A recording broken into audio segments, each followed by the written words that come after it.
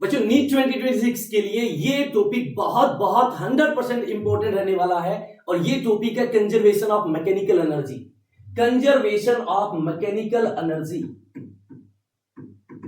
Conservation of mechanical energy. बच्चों ये exam के लिए conservation of mechanical energy mechanics के लिए भगवान माना जाता है।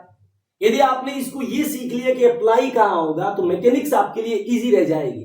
तो मैं आपको बता दूं कंजर्वेशन ऑफ मैकेनिकल एनर्जी किस सवालों में लगेगी। जिस सवाल में किसी पर्सन का, किसी मोटर का, किसी मशीन का जिक्र ना हो, मतलब जहां पे हमारा कोई रोल ना हो, जहां पे हमारा कोई रोल ना हो वहां पे सीओ में लगेगा, सीओ में लगेगा। दूसरा, जिस सवाल में स्पीड का जिक्र हो, जिस सवाल में स्पीड का जिक्र हो, आपको स्पीड दे दे और आपसे स्पीड पूछ ले तो इसका मतलब वहां पे आप सीओ में लगा सकते हो। कंजर्वेशन ऑफ मैकेनिकल एनर्जी के लिए बच्चों एक पर्सन, मोटर, मशीन का जिक्र नहीं होना चाहिए, मतलब कंजर्वेटिव फोर्स के वर्क, कंजर्वेटिव फोर्स का वर्क होना चाहिए और वहां पे स्पीड का जिक्र होना चाहिए। तो ऐसे सवालों में आप सीओ में लगा सकते हो। सीओ में होता क्या है?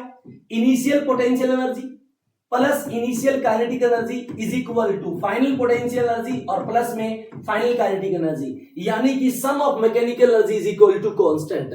सम of mechanical energy is equal to constant. For example किस तरह से अप्लाई होगी? मैं कहूं कि एक रस्सी है जिसकी लेंथ L है और यहां पे पाइटेड है, मतलब इसके बाद ये रोटेट कर सकती है। यहां पे m मास है, यहां पे m मास है।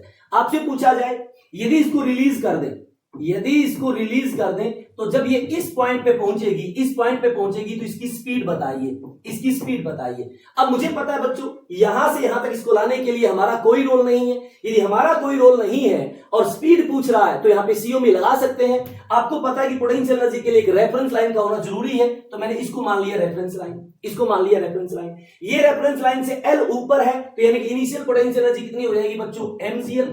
स्टार्टिंग में रिलीज किया तो kinetic energy 0 is equal to, जिस पॉइंट पे स्पीड पूछा है ये जो m मास है रेफरेंस लाइन के ऊपर आ गया तो यहाँ पे पोटेंशियल एनर्जी 0 हो जाएगी और काइनेटिक एनर्जी हो जाएगी हाफ mv²। मास से मास कैंसिल हो जाएगा तो v इज इक्वल टू आया √2gl, v is equal to आया √2gl। बच्चों यदि आपको सीओ में समझ में आया कि कैसे कंजर्वेशन ऑफ मैकेनिकल एनर्जी का यूज करना है तो जल्दी फिजिक्स सुरमा को लाइक एंड सब्सक्राइब जरूर करें। ऑल द बेस्ट बच्चों।